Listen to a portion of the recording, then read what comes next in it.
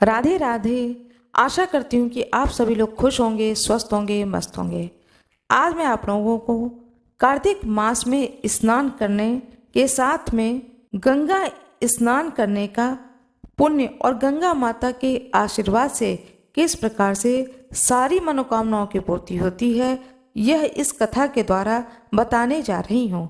कृपया मेरे वीडियो में अंत तक बने रहें।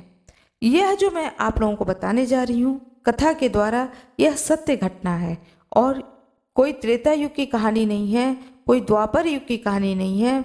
इसी कलयुग की कथा है और एक सत्य घटना है।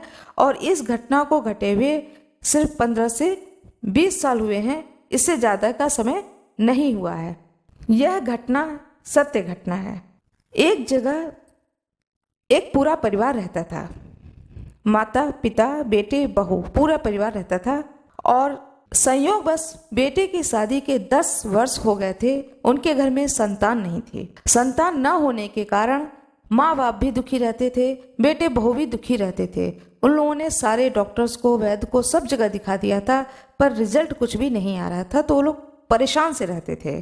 स्थिति यह हो गई थी कि इस समस्या को किससे कहें, और नातेदारी, रिश्तेदारी, अड़ोस पड़ोस जहाँ भी वो लोग बैठते थे तो लोग यही पूछते थे, क्या बात है, घर में बच्चे क्यों नहीं हैं, शादी के इतने दिन हो गए हैं, बच्चे क्यों नहीं हो रहे हैं।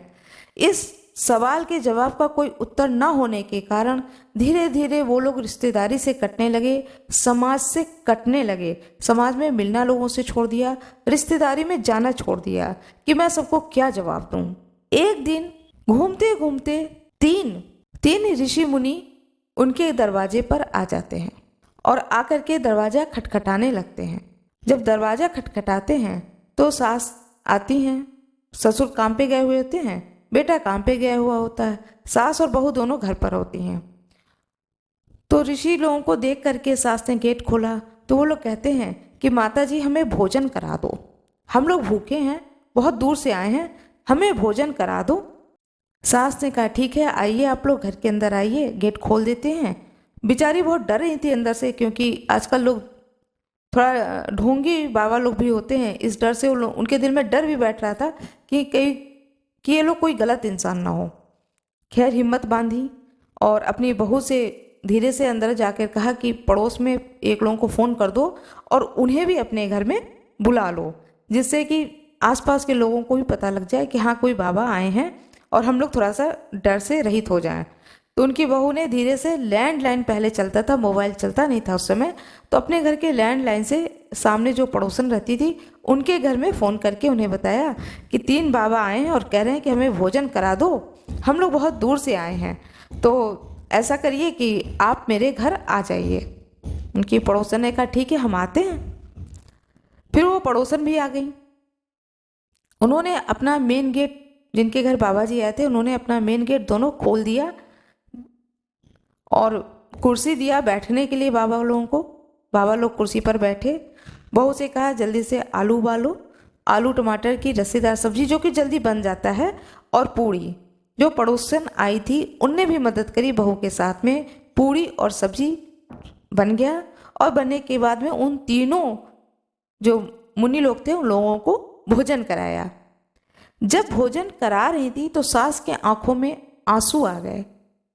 उनमें से जो एक अधिक एज के थे मुनि, खाना खाने के बाद में कुर्सी पर बैठे और पूछे कि क्या बात है माता जी, जब आप भोजन परस रही थी तो आपके आंखों में आंसू था, क्या कारण है जो आपके आंखों में आंसू आ गए।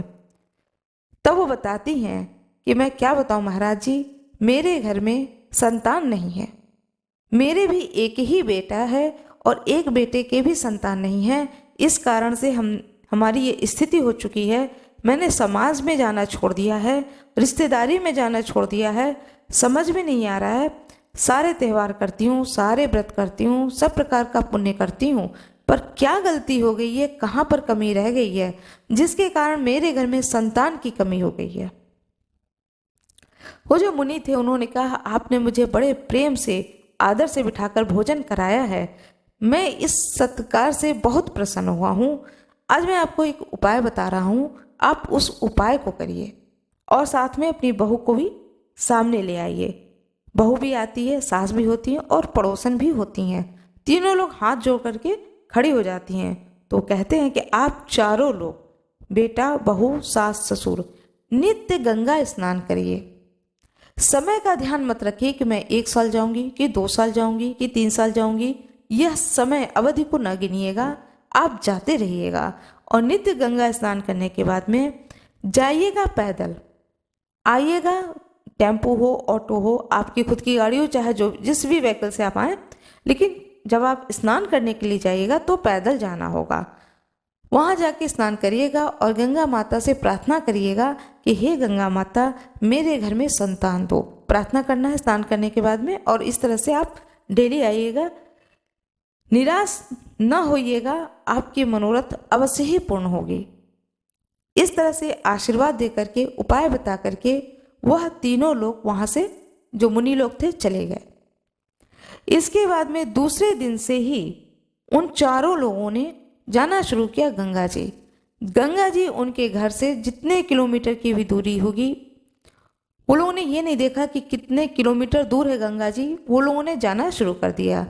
धीरे धीरे करके ये बात पूरे मोहल्ले में हो गया, खबर फैल गई कि कोई साधु बाबा आए थे और इन लोगों को गंगा स्नान करने के लिए कहा है।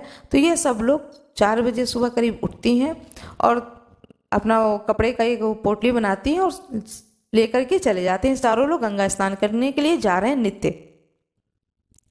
गंगा स्नान करने पैदल जाती थी, लौटते समय में ऑटो टेम्पो जो मिलता था उसमें बैठ के घर आ जाती थी। नित्य गंगा स्नान करते करते उनके 7 से 8 महीने बीत चुके थे, लेकिन उन्होंने अपना विश्वास नहीं छोड़ा कि बाबा जी ने आशीर्वाद दे करके गए हैं तो निश्चित है कि मेरी मनोकामना पूरी होगी। इस विश्वास के साथ वो लोग जाते रहे। 8 महीने के बाद जब 9वां महीना लगता है तो बहू बताती है कि माँ, मुझे लगता है कि मैंने जो है कंसीव किया है। तब ये लोग दौड़ करके जाते हैं डॉक्टर को दिखाने के लिए। डॉक्टर कहते हैं हाँ, यह सच है, इन्होंने कंसीव किया है। उन लोगों को विश्वास नहीं होता है, वो लोग 3-4 डॉक्टर को दिखाते हैं कि शायद एक डॉक्टर को गलत फहमी हो गई है, मैं दूसरे डॉक्टर को भी दिखाती हूँ। उन्होंने दूसरे डॉक्टर को अपनी बहू को दिखाया, वहाँ भी हाँ में ही जवाब आया। इस प्रकार से जब उन्हें पक्का विश्वास हो गया कि हाँ, गंगा माँ के आशीर्वाद से इतना बड़ा काम मेरे घर में हुआ है, तो वह बहुत ही खुश होती हैं। पूरा परिवार बहुत खुश हो जाता है कि गंगा माँ के आशीर्वाद से मेरे घर में संतान आ रहे हैं। इसके बाद में उन लोगों ने गंगा स्नान करना बंद कर दिया, क्योंकि बाबा जी ने कहा था कि काम आपका अवश्य होगा, आप जाते रहिए। काम हुआ, उनके घर में संतान हुई, एक बच्चा हुआ। 1 साल बीता, उसके बाद दूसरा बच्चा हुआ और फिर तीसरा बच्चा हुआ। गंगा माँ के आशीर्वाद से उनके घर में 3 संतान की प्राप्ति हुई। जब तीनों ही संतान हुए हैं, उसके बाद वो लोग जाकर के माता गंगा की पूजा करते हैं। गंगा माता की पूजा की जाती है। गंगा माता की को धूप दिखाया जाता है, फूल चढ़ाया जाता है, अगरबत्ती से उनकी आरती की जाती है, दीपक से आरती की जाती है। कोई लोग चुनरी चढ़ाते हैं, माता रानी की जो जल होता है उसी जल धारा पे चुनरी चढ़ा दी जाती है। कुछ लोग साड़ी ऐसे ही चढ़ा देते हैं और गंगा माँ का आशीर्वाद मिलता है। यह मैं आपको बता रही हूँ, जो कलयुग में भी गंगा माँ का आशीर्वाद प्राप्त होता है, यह सत्य घटना है। यह जो मैंने आप लोगों को बताई है, जिस प्रकार से माँ गंगा उस परिवार पर प्रसन्न हुई, उसी प्रकार से जो भी नित्य प्रति गंगा स्नान करते हैं उन पर माँ गंगा का आशीर्वाद सदा सर्वदा बनी रहे। कथा सुनने वाले पर बनी रहे, कथा सुनाने वाले पर भी बनी रहे। मेरा यह वीडियो आप लोगों को अच्छी लगी हो तो कृपया वीडियो को लाइक जरूर कर दीजिएगा, चैनल को सब्सक्राइब कर दीजिएगा, बेल आइकन दबाना ना भूलिएगा। धन्यवाद। आज मैं आप लोगों को कार्तिक मास महात्म्य कथा अध्याय 14 सुनाने जा रही हूँ।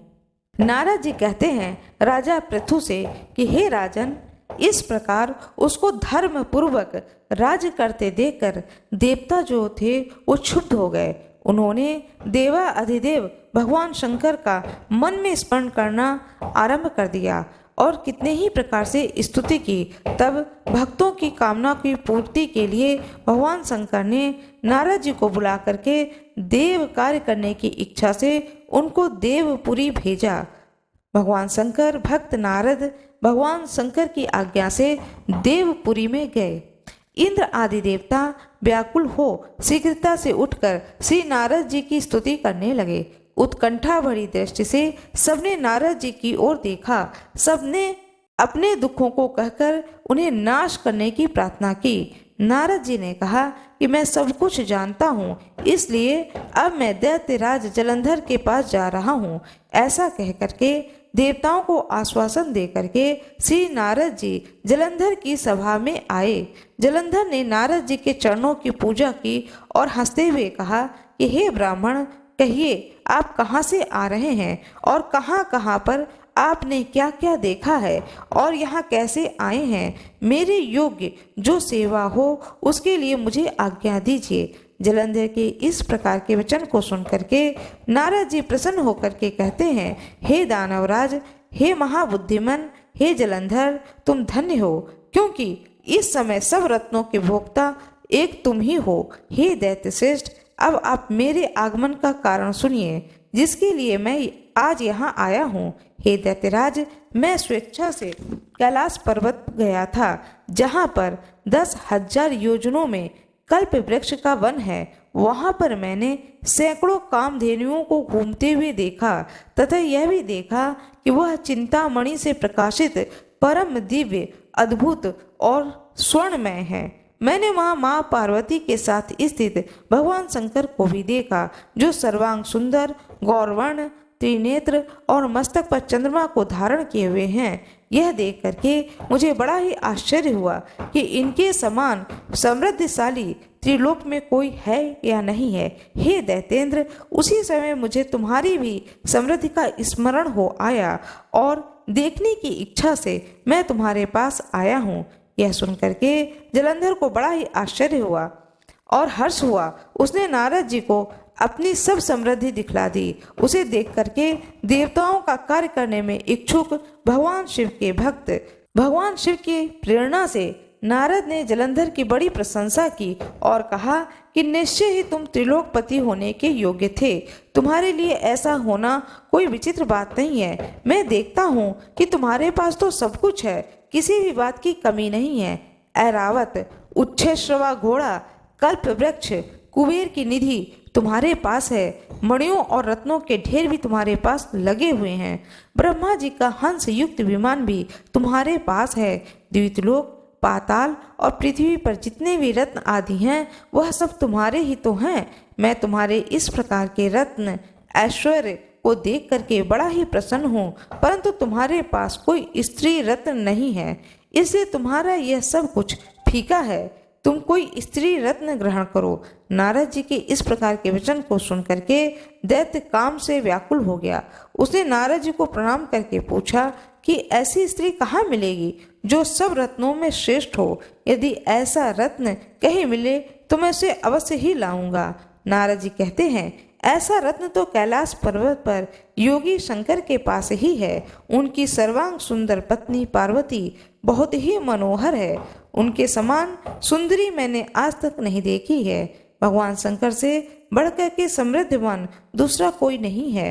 उनके इस रत्न की महिमा तीनों लोकों में कहीं भी नहीं है। तभी तो परम विरक्त आत्मा राम शंकर भी उसके बस में हो गए हैं। देवर्षि नारद उस दैत्य से ऐसा कह करके अन्य कार्य करने की इच्छा से आकाश मार्ग में चले गए।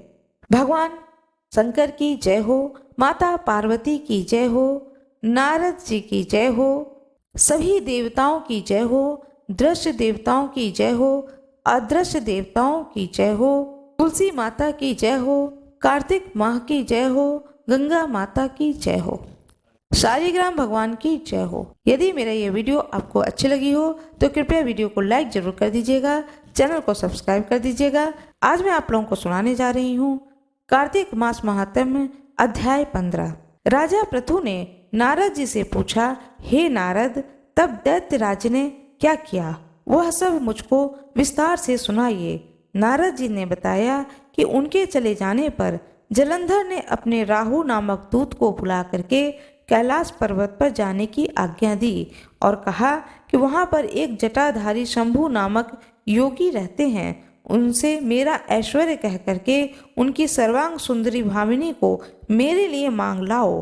यह सुनकर के दूत शिव जी के स्थान पर पहुंचा, परंतु नंदी जी ने उसे सभा के भीतर नहीं जाने दिया, किंतु वह अपनी उग्रता से शिव की सभा में चला गया और भगवान शंकर के आगे बैठ करके उनकी आज्ञा ले सब संदेश कह सुनाया। फिर तो राहु नामक दूत के ऐसा कहते ही भगवान शूलपाणी के आगे पृथ्वी फोड़कर एक शब्द वाला पुरुष प्रकट हो गया, जिसका सिंह के समान मुख था, जो कि मानो दूसरा नरसिंह था। वह दौड़कर राहु को खाने चला तो राहु बड़े जोर से भागा, परंतु उस पुरुष ने राहु को पकड़ लिया। फिर उसने शिवजी की शरण ले अपनी रक्षा मांगी। शिवजी ने उस पुरुष से राहु को छोड़ देने को कहा और कहा कि मुझे बड़े जोर की भूख लगी है, तो मैं क्या खाऊं? तब महेश्वरी ने कहा कि यदि तुझे भूख लग रही है तो शीघ्र ही अपने हाथ पैरों का मांस का भक्षण कर लो। शिवजी की आज्ञा से वह पुरुष अपने हाथ और पैर का मांस का भक्षण करने लगा। अब केवल उसका सिर मात्र शेष रह गया था। तब उसका ऐसा कृत्य देखकर शिवजी ने प्रसन्न होकर के उसे अपना आज्ञाकारी मान करके अपना परम प्रिय गण बना लिया और कहा कि मेरी पूजा की तरह अब तेरी भी सदैव पूजा होती रहेगी। जो मेरी पूजा नहीं करेंगे वह मेरे प्रिय न होंगे। शिव जी ने ऐसा वर दे करके उस पुरुष की को बड़ी प्रसन्नता हुई। उस दिन से वह शिव जी के द्वारा स्वकृत मुख नामक गण होकर के स्थिर होकर के रहने लगा। भगवान शंकर की जय हो, माता पार्वती की जय हो, गंगा माता की जय हो, तुलसी मैया की जय हो, शालिग्राम भगवान की जय हो, विष्णु भगवान की जय हो, कृष्ण भगवान की जय हो। कान्हा जैसे बसे मेरे मन में, कान्हा जैसे बसे मेरे मन में, तुलसा वैसे बसो अंगने में, तुलसा वैसे बसो अंगने में। आज मैं आप लोगों को एक कथा सुनाने जा रही हूँ, तुलसी माता की कथा। कार्तिक के महीने में सब कोई तुलसी माता को सींचते हैं। सब कोई तो सींच के चले जाते थे, लेकिन एक बुढ़िया माई आती और माता तुलसी को रोजाना सींचती और तुलसी माता से कहती, सत्य की दाता मैं बिरला सींचू तेरा, तू कर निस्तारा मेरा। तुलसी माता अड़ुआ दे लड़ुआ दे, पीताम्बरा की धोती दे, मीठा मीठा घास दे, बैकुंठ का वास दे, चटके की चाल दे, पटके की मौत दे, चंदन की काठ दे, झालर की झिनकार दे, साईं का राज दे, दाल भात का जमीन दे, 11 का दिन दे, कृष्ण का कंधा दे। इतनी बात सुनकर माता तुलसी सूखने लगी। एक बार भगवान कृष्ण ने पूछा कि तुम्हारे पास तो इतनी औरतें आती हैं तुम्हें जिमाने, गातने, तुम्हें पूजने, और तुम सूखने कैसे लगी? तब तुलसी माता ने कहा कि एक बुढ़िया माई आती है जो रोजाना इतनी बात कहकर जाती है। मैं तो और सब कुछ दे दूंगी, पर आप भगवान कृष्ण के कंधा कहाँ से दूंगी? थोड़े दिन बाद वह बुढ़िया मर गई। सब उसको उठाने लगे, पर वह इतनी भारी हो गई कि उठे ही नहीं। सब कोई कहने लगे, पाप घाट की माला फेरती होगी जिससे इतनी भारी हो गई है। भगवान बूढ़े ब्राह्मण का रूप धारण करके आए और सबसे पूछने लगे कि इतनी भीड़ क्यों हो रही है? सब लोग बोले, एक बुढ़िया है जो कि मर गई है, पापनी थी, इसलिए किसी से नहीं उठती। तब भगवान बोले कि इसके कान में एक बात कहने दो तो यह उठ जाएगी। सबने कहा, तू भी मन की निकाल ले। भगवान ने जाकर उसके कान में कहा, बुढ़िया माई तू बिरला सींचे मेरा, मैं करूं निस्तारा तेरा। बुढ़िया माई अड़ुआ ले गड़ुआ ले, पीताम्बर की धोती ले, मीठा मीठा घास ले, बैकुंठ का बास ले, चटके की चाल ले, पटके की मौत ले, चंदन की काठ ले, झालर की झिनकार ले, साईं का राज ले, दाल भात का जमीन ले, कृष्ण का कंधा ले। इतना सुनते ही बुढ़िया माई हल्की हो गई। भगवान ने कंधे पर लेकर के उसको गए, उसकी मुक्ति हो गई। हे तुलसी माता, जैसे उसकी मुक्ति करी है ऐसे हमारी भी मुक्ति करियो। जैसे उसको कंधा दिया है भगवान कृष्ण ने, ऐसे ही सभी को कंधा दें। इस कथा को सुनने वाले को और सुनाने वाले को। जिस प्रकार से भगवान विष्णु ने कृपा करी, उसी प्रकार से कथा सुनने वाले पर और कथा सुनाने वाले पर सदा सर्वदा भगवान विष्णु की कृपा बनी रहे। तुलसी माता की जय, शालिग्राम भगवान की जय, विष्णु भगवान की जय, श्री कृष्ण भगवान की जय, सभी देवी देवताओं की जय। यह पूरे कार्तिक के महीने में जो कोई भी तुलसी माता की पूजा करता है, कार्तिक स्नान करता है, भगवान विष्णु की कृपा सदा सर्वदा उस व्यक्ति पर बनी रहती है। जिस प्रकार से भगवान शंकर को प्रिय है बेलपत्र, उसी तरह से शालिग्राम भगवान को प्रिय है तुलसी की पत्ती।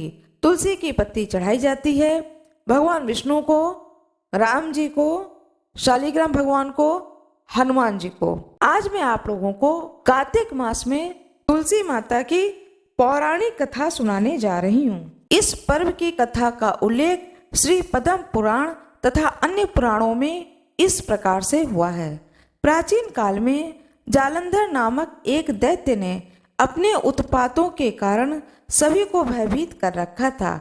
उसकी पत्नी वृंदा रूपवती होने के साथ एक पतिव्रता स्त्री थी। उसी के प्रताप से वह सर्व विजय बना हुआ था। उस दैत्य से भयभीत होकर ऋषि मुनि और देवतागण भगवान विष्णु के पास जाकर अपनी विपदा सुनाने लगे, तो उन्होंने वृंदा का पति धर्म भंग करके उसका बल क्षीण करने का निश्चय किया।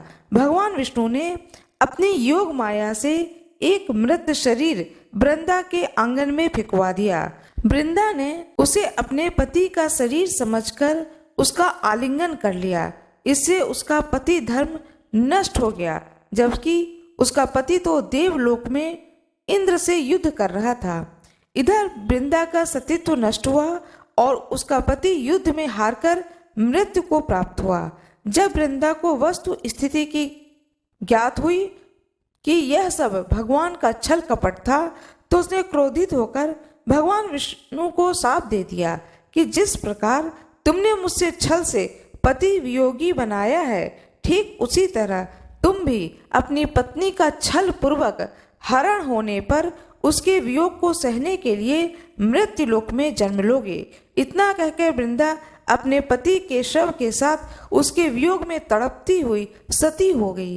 कालांतर में राम अवतार के समय भगवान राम को सीता का ऐसा ही वियोग सहन करना पड़ा। पार्वती ने वृंदा की भस्म में तुलसी, आंवला और मालती के वृक्ष लगाए। इनमें से तुलसी को भगवान विष्णु ने वृंदा का रूप समझकर अपनाया।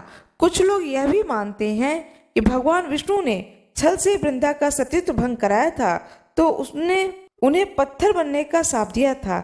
इस पर भगवान ने कहा था कि तुम मुझे लक्ष्मी से भी अत्यंत प्रिय हो। यह सब तुम्हारे सतीत्व का ही फल है कि तुम तुलसी बनकर तुम सदा मेरे साथ रहोगी। जो भी तुम्हारे साथ मेरा विवाह करेगा वह परम धाम को प्राप्त होगा। यही कारण है कि शालिग्राम की पूजा बिना तुलसी दल चढ़ाए अधूरी मानी जाती है। इसी प्रकार पूरे कार्तिक मास में तुलसी जी की पूजा की जाती है। प्रातःकाल और सायंकाल दोनों समय में तुलसी माता की पूजा की जाती है।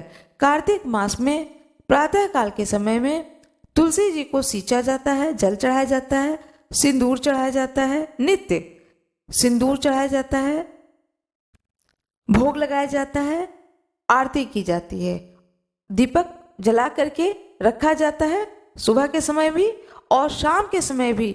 नित्य भगवान विष्णु के चरण बना करके वहां पर दीपक जलाया जाता है। इस तरह से तुलसी माता की पूजा पूरे कार्तिक माह में की जाती है। आज मैं आप लोगों को कार्तिक मास में गंगा स्नान करने का कथा सुनाने जा रही हूँ कि गंगा स्नान करने से किस प्रकार से साक्षात गंगा माता प्रसन्न होती हैं, वह कथा सुनाने जा रही हूँ। कृपया मेरे वीडियो में अंत तक बने रहें और सारी कथाओं को अवश्य ही सुनें। कार्तिक मास में इन कथाओं को सुनने से अत्यंत पुण्य के फल की प्राप्ति होती है। एक गांव में एक बूढ़ी माँ रहती थी। उनके साथ में उनके एक बेटा और बहू थे और नाती पोता थे। बूढ़ी माता बड़ी भक्तिभावपूर्वक नित्य प्रति गंगा स्नान को जाती थीं। सुबह 4 बजे उठ करके अपने नए साफ धुले वस्त्र को लेकर के गंगा स्नान के लिए घर से निकल देती थीं। गंगा जी उनके घर से 2 कोस दूर थीं, तो वह जल्दी जल्दी जाती, वहाँ गंगा स्नान करती और गंगा स्नान करते समय माँ गंगा से प्रार्थना करती, हे गंगा माता, मुझ पर आप कृपा करना। इस तरह से प्रार्थना करते हुए घर आती। पूरे रास्ते जय माँ गंगे, जय माँ गंगे इस तरह से बोलते हुए वह अपने घर आ जाती थी। उनके बहू का स्वभाव अच्छा नहीं था, बेटे का स्वभाव अच्छा था। नाती पोता अपने दादी के साथ बहुत अच्छा व्यवहार करते थे, लेकिन बहू का व्यवहार अपने सास के प्रति बिल्कुल भी अच्छा नहीं था।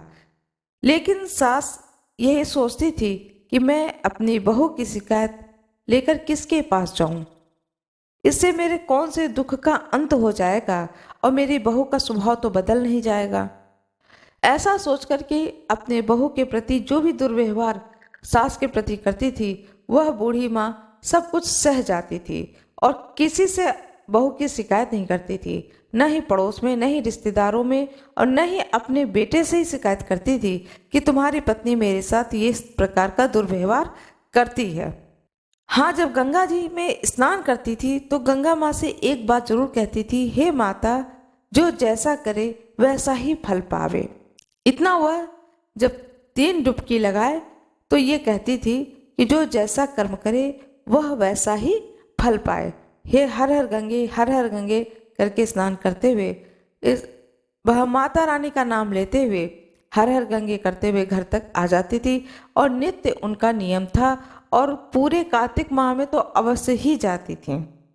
यह बात उनकी बहू को बिल्कुल भी अच्छी नहीं लगती थी कि यह रोज सुबह कार्तिक माह में नहाने के लिए जाती हैं, सुबह उठ के जाती हैं, लौटते लौटते इन्हें दोपहर हो जाता है। क्योंकि वह बूढ़ी थी तो आराम से रास्ते में बैठ बैठ करके आती थी, जल्दी जल्दी आ नहीं पाती थी, थक जाती थी, तो वह आराम से आती थी। आराम से आते आते में उनको बच जाता था दोपहर के 1, और फिर आकर के बहू से पूछती थी कि बहू कुछ खाने के लिए है, तो बहू कहती थी हाँ रखा हुआ है, जो रखा हुआ है उसे आप खा लो। परस कर नहीं देती थी कि सास आई है थक कर तो उन्हें कुछ परस करके दे दे। जो बच्चे छोड़ते थे वह जूठन, जो बेटा छोड़ता था उनका वह जूठन सब एक जगह इकट्ठा करके रख देती थी, और जो खाना बचता था वो खाना सब एक जगह इकट्ठा करके रख देती थी और सासू माँ से कहती थी वहाँ खाना रखा है, आप निकाल लीजिए, परस लीजिए और खा लीजिए। जो बूढ़ी माँ थी वह इतनी सीधी थी, वह जानती थी कि यह ऐसा करती है, लेकिन तब भी कहती थी कोई बात नहीं है, मेरे ही पोते हैं, मेरे ही घर की पोतियाँ हैं, मेरा ही बेटा है, मैं खा भी लूँगी उनका जूठा, तो इसमें कोई बुराई की बात नहीं है। और परसते अपनी थाली परसती थी, खाती थी, खाने के बाद चुपचाप आराम करने अपने कमरे में चली जाया करती थी। बहू से कोई शिकायत नहीं करती थी, किसी तरह का कोई शिकायत नहीं करती थी। और फिर नित्य यही उनकी दिनचर्या थी। फिर दूसरे दिन इसी प्रकार से वह फिर गंगा स्नान के लिए चली आती थी। एक दिन रात के समय में बहू अपने आदमी से कह रही होती है और बुढ़िया सुनती है यह बात को। बहू कह रही होती है अपने आदमी से कि सासू माँ जब सुबह जल्दी जाती हैं गंगा स्नान करने के लिए तो ये दोपहर में लौट कर ही क्यों आती हैं, वहीं पर गंगा जी में ही क्यों नहीं समा जाती हैं। इन्हें लौट कर घर आने की क्या ज़रूरत है। सुबह इतनी जल्दी निकल जाती हैं और दोपहर में आती हैं। घर के काम से कोई मतलब नहीं है, घर की जिम्मेदारी से कोई मतलब नहीं है, सारा काम सब कुछ तो मुझे ही देखना पड़ता है। पता नहीं कैसा पुण्य है, कौन सा ये पाप करती हैं कि कौन सा इन्होंने पाप किया है जिस पाप को काटने के लिए रोज ये गंगा स्नान करने जाती हैं।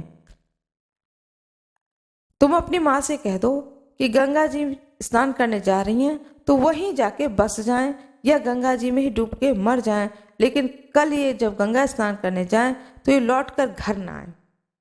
जब इस बात को वह बूढ़ी माँ सुनती हैं तो वह बहुत ही रोती हैं। पूरी रात वह रोती हैं और कहती हैं यही मेरा परिवार है, यही बेटा है, यही बहू है, यही नाती पोते हैं, मैं इन्हें भी छोड़ दूं तो मैं इस धरती पर और कहाँ जाऊंगी। बहुत रोती हैं, लेकिन फिर अपने आंसू को पोंछती हैं, फिर सुबह उठती हैं और फिर चल देती हैं गंगा स्नान के लिए। वहाँ जब गंगा स्नान कर रही होती हैं तो उनकी आत्मा रो देती है और रोते रोते वह कहने लगती हैं गंगा माता से, हे गंगा माता, तुम मुझे अपने गोद में ले लो, मैं इसी गंगा में ही समाहित हो जाऊं और मेरी मृत्यु हो जाए और मुझे घर वापस जाना ना पड़े।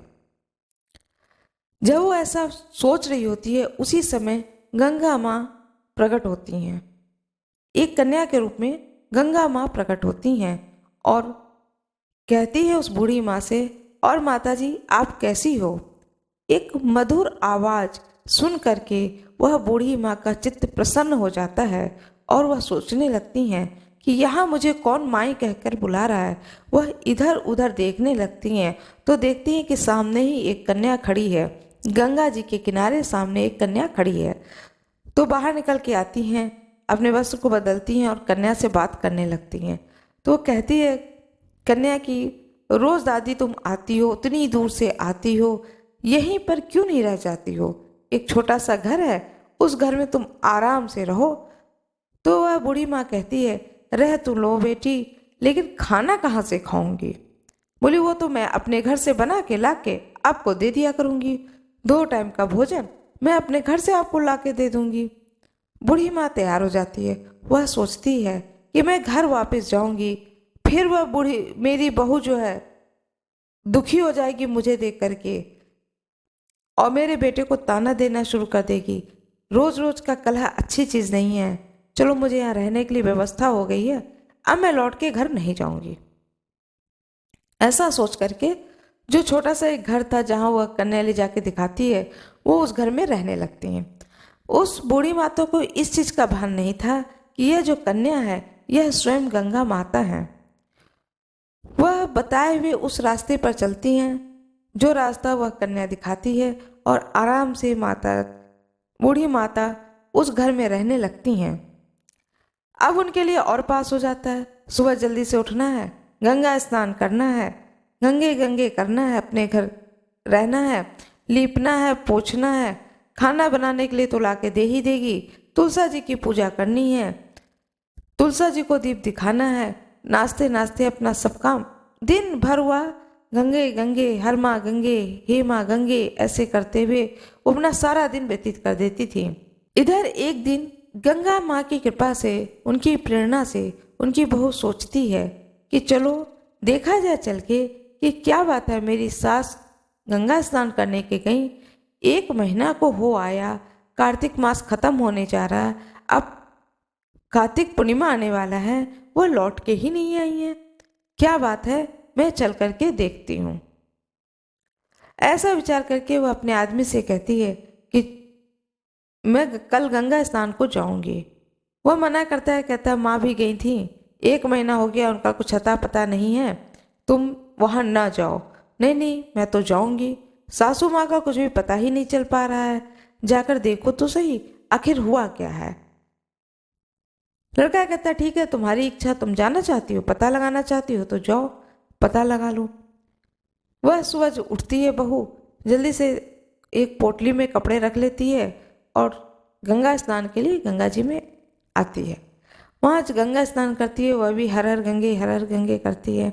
वहाँ जब स्नान करके बाहर निकलती है तो देखती है कि सासू माँ तो तुलसा जी की पूजा कर रही हैं, वहीं पर उनके कपड़े भी फैले हुए हैं। तो वह पहुँचती है सासू माँ के पास में और पूछती है कि आप घर क्यों नहीं लौट कर आई और यहीं पर कैसे रह गई, और यहाँ पर रह रही है तो क्या व्यवस्था है। अपनी बहू को देख करके सास बहुत प्रसन्न होती है, बहुत खुश हो जाती है और कहती है ठीक है चलो बहू, पहले घर में आओ, बैठो, पानी पियो, अपने घर में लेके जाती है। बहू देखकर दंग रह जाती है, इतना सुंदर कमरा है, घर में सारी चीज़ें हैं, किसी चीज़ की कमी नहीं है, और ये बूढ़ी माता गंगा स्नान करती हैं, तुलसी पूजा करती हैं। यह सारा दृश्य देख करके वह बहू इन सब चीज़ों को देख करके अत्यंत आश्चर्य में पड़ जाती है और वह सोचने लगती है कि अब यह सारी चीज़ें जो इनके पास में है किस प्रकार से मैं अपने पास में कर लूं, अपने घर में कर लूं। कहती है माँ जी घर चलिए। बूढ़ी माँ कहती है नहीं नहीं, मैं घर नहीं जाऊंगी, वहाँ से बहुत दूर गंगा जी पड़ती हैं, मैं चलते चलते थक जाती हूँ, इसलिए मैं नहीं आऊंगी, तुम जाओ, मैं फिर कभी आऊंगी। बहू रास्ते भर यही सोचती हुई आती, कहाँ से इतना सारा धन पा गई, कैसे इनको ये व्यवस्था हो गई, कैसे वहीं गंगा जी के किनारे ये रहने लगी। हम तो सोच रहे थे कि वह तो डूब करके मर गई होंगी, लेकिन ऐसा कुछ भी हुआ नहीं। ऐसा सोचते सोचते वह बहू घर को आई। घर आने के बाद में वो अपने आदमी से कहती है कि तुम अपने माँ से मिलने के लिए जाना कल, और उनसे कहना कि उड़द की दाल दे दें, मैं दही बड़ा बनाऊंगी। कहती है ठीक है। लड़का कहता है कि ठीक है, दही भी साथ में ले आना, क्योंकि दही बड़ा के लिए दही की भी जरूरत होगी। लड़का कहता है ठीक है।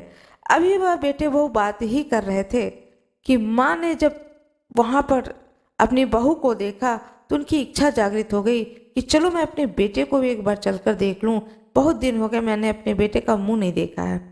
यह सोच करके वह घर में आती है, लेकिन वह कुतिया बन के आती है। सोचती है मैं इस रूप में जाऊंगी तो बहू को अच्छा नहीं लगेगा, तो वह कुतिया का रूप बना करके आती है और आंगन में आकर के बैठ जाती है।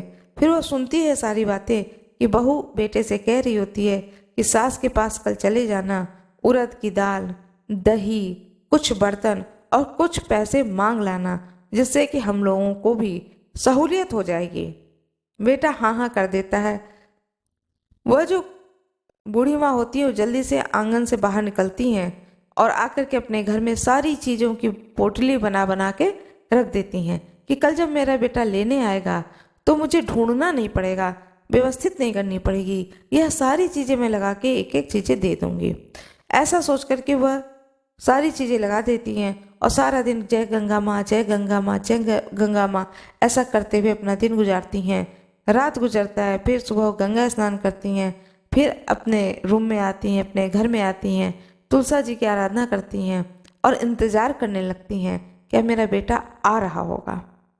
उनका बेटा आता है, दोपहर का समय होता है, वो अपने बेटे को देख करके बहुत खुश होती हैं। अपने बेटे को देखकर वह अत्यंत प्रसन्न होती हैं और बेटे का अवभगत करती हैं, खिलाती हैं, पिलाती हैं। बेटा भी अपने माँ को देखकर बहुत खुश हो जाता है। फिर वह चलने लगता है बेटा कि माँ मैं चलता हूँ, घर पहुँचते पहुँचते रात हो जाएगी। माँ कहती है ठीक है बेटा। जब निकलने लगता है घर से बाहर तो माँ कहती है बेटा ये उड़द की दाल ले जाओ, बहू ने मंगाया है। फिर जब वो थोड़ा सा घर से बाहर थोड़ा सा 4 कदम आगे बढ़ता है तो माँ कहती है बेटा दही ले जाओ, बहू ने दही के लिए भी कहा था। वो दही ले लेता है। फिर थोड़ी देर और आगे जाता है तो माँ पीछे पीछे दौड़ी दौड़ी आती है, बेटा रुपए ले जाओ, बहू ने रुपए लाने के लिए तुमसे कहा था। फिर लड़का थोड़ा और आगे जाता है, फिर बूढ़ी माँ दौड़ घर जाती है, अपने कमरे में जाती है और दौड़ी दौड़ी वहाँ से एक बोरी उठाकर लाती हैं और बेटे से कहती है रुको रुको बेटा ये बर्तन ले जाओ, बहू ने तुमसे कुछ बर्तन मंगाए थे। लड़का सोचता है कि मैंने इनमें से एक भी चीज़ अपनी माँ से नहीं मांगा, लेकिन इन्हें कैसे याद है कि मैंने यह सारी चीज़ें अपनी पत्नी से कहा था कि ठीक है मैं माँ से मांग लूँगा। तो वह अपनी माँ से पूछता है कि माँ पहले ये बताओ, तुम्हें से मैंने इनमें से एक भी चीज़ नहीं मांगी, लेकिन तुम्हें कैसे पता चला मुझसे ये सारी चीज़ें लाने के लिए तुम्हारी बहू ने कहा है। तब माँ बताती है कि बेटा तुम्हें देखने का बहुत मन था, तो मैं घर में कुतिया बन करके गई थी कल और आंगन में जा कर के बैठी, वहाँ मैंने सुना कि बहू तुमसे यह सारी चीज़ें लाने के लिए कह रही है। मैंने सोचा कि यदि तुम यह सारी चीज़ें लेके नहीं जाओगे, खाली हाथ जाओगे, तो दोबारा तुम मुझसे मिलने के लिए मेरे पास कभी नहीं आओगे। तो तुम यह सारी चीज़ें लेकर के जाओ ताकि फिर दोबारा तुम मुझसे मिलने आ सको और मैं तुम्हारा मुंह देख सकूं। अपनी माँ की बातों को सुन करके वह लड़का अत्यंत लज्जित हो गया और अपनी माँ के पैरों पे गिर गया और माँ से बहुत माफ़ी मांगी और बोला माँ मैं ऐसी पत्नी के पास नहीं जाऊँगा जिसने तुम जैसी माँ का साया मेरे सिर पर से हटा दिया हो। तुम यहाँ अकेले रहती हो, मैं अब यहीं पर तुम्हारे साथ ही रहूँगा। माँ उसे समझाती है और कहती है गंगा माँ की कृपा से मुझे किसी बात की कमी नहीं है, बस बेटा तुमसे स्नेह है, स्नेह के कारण भूल बस मैंने ये सारी बातें कह दी, लेकिन तुम्हारा धर्म यही है कि तुम अपने परिवार को देखो, अपने बच्चों को करो। मेरी उम्र ही कितनी है, मेरी कितनी आयु है, मैं कब तक जीऊंगी? तो मैं यहाँ गंगा के किनारे माँ गंगा की कृपा से रहती हूँ। तुम यह सारी चीज़ें लेकर अपने घर जाओ। वह लड़का आता है, सारी चीज़ें अपनी पत्नी को दे देता है और कहता है तुम इन चीज़ों को लेकर रखो, अपने बच्चों के साथ रहो। मैं जा रहा हूँ, मैं अपनी माँ के साथ ही रहूँगा। जैसे तुम्हारे बच्चे तुम्हारे साथ रह रहे हैं, उसी तरह से मैं भी उनका बेटा हूँ, मैं अपने माँ के साथ ही रहूँगा। उसकी पत्नी कहती है जब आप ही चले जाओगे तो मैं इन बच्चों का भरण पोषण कैसे करूँगी और मेरा जीवन ही निरर्थक हो जाएगा। बोला मैं कुछ नहीं जानता हूँ, तुम्हें मेरी माँ को घर वापस लेकर आना है यदि तुम चाहती हो कि मैं तुम्हारे साथ रहूं। वो कहती है ठीक है, मैं माँ जी को लेकर के आऊंगी। फिर वह जाती है और गंगा माँ से प्रार्थना करती है कि मेरी माँ को सद्बुद्धि दो कि वह घर आए। जैसे ही वह गंगा स्नान करती हैं और जैसे ही बहू गंगा स्नान करती है, गंगा स्नान करके हाथ जोड़ करके वह ये बोलती है कि मेरी सासू माँ को सद्बुद्धि दो कि वह मेरे साथ घर चलें। बाहर निकलती है गंगा जी से, वैसे ही वह सूअर के रूप में परिवर्तित हो जाती है। बहू जो होती है वह सूअर के रूप में परिवर्तित हो जाती है। यह सारी बातें सास को पता नहीं होती कि बहू लेने के लिए आई थी और उसने गंगा जी से ऐसा कहा और वह सूअर बन गई है। इधर बेटा परेशान होने लगता है कि पत्नी गई है माँ को लेने के लिए, शाम हो गया, अभी तक वह घर वापस नहीं आई है, बच्चे छोटे छोटे हैं। वो सोचता है चलो बच्चों को लेकर के ही मैं अपनी माँ के पास जाता हूँ। वह बच्चों को लेकर के माँ के पास पहुँचता है तो माँ बताती है बहू तो मेरे पास आई ही नहीं है। तो वह गंगा जी के किनारे जाता है। जब गंगा जी के किनारे जाता है तब गंगा माँ की प्रेरणा से उसे समझ में आता है कि गंगा के किनारे यह जो सूअर बैठा हुआ है यह उसकी पत्नी है। उसका आदमी जाता है और वो पूछता है कि तुम सूअर कैसे बन गई? अब वो उस रूप में थी कि वह कुछ बोल ही नहीं सकती थी। तो फिर वह अपनी माँ को लेकर आता है, कहता देखो तुम्हारी बहू क्या बन गई है। तब सास आशीर्वाद देती है कि तुम फिर से वापस मेरी बहू के रूप में बन जाओ। तो फिर से वह वापस बहू के रूप में बन जाती है और अपनी सास के चरण पकड़ लेती है और कहती है कि हे माँ, मुझे पता नहीं था कि गंगा स्नान करने से गंगा माँ की इतनी बड़ी कृपा की प्राप्ति होती है। जिनको मैंने तुच्छ समझा, मैंने तो तुम्हें तुच्छ समझ करके घर से निकाल दिया। गंगा माँ की कृपा से तुम्हारे पास में सब कुछ हो गया, धन हो गया, संपत्ति होगी, तुम्हारा बेटा भी तुम्हारे पास आ गया, नाती पोता भी तुम्हारे घर में आ गए और मैंने तुम्हारा निरादर किया। जो कोई भी गंगा माँ के भक्त का निरादर करता है उसकी गति वैसी ही होती है जैसी गति मेरी हुई। यदि आपने आशीर्वाद न दिया होता तो मैं इस रूप में वापस कभी नहीं आ पाती। फिर वह पूछती है सासू माँ से कि आप नित्य गंगा जी से क्या कहती थी? तो बोली मैं नित्य कहती हूँ जो जैसा करता है हे गंगा माता उसको वैसा ही फल देना। तब वो कहती है बहू मैंने आपके साथ इतने दिनों तक दुर्व्यवहार किया, उसी के फलस्वरूप मुझे एक दिन के लिए सूअर की योनि में जाना पड़ा। आज के बाद में यह गलती मैं कभी नहीं करूँगी, मैं आपके साथ कभी दुर्व्यवहार नहीं करूँगी। आप जैसे तपस्वी व्यक्ति का घर में रहना अत्यंत जरूरी है, कृपा करके आप घर चलिए। इस प्रकार से बहू अपने सास के पैरों पर गिर करके उनसे क्षमा प्रार्थना करती है और फिर बेटा बहू नाती पोता सब एक साथ घर में रहने लगते हैं। यह सब कुछ संभव हुआ माँ गंगा की कृपा से। माँ गंगा की जय हो, माँ गंगा की जय हो।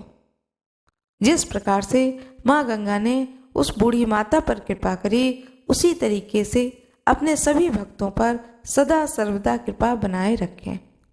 मेरा यह वीडियो कैसा लगा कमेंट बॉक्स में ज़रूर बताएं।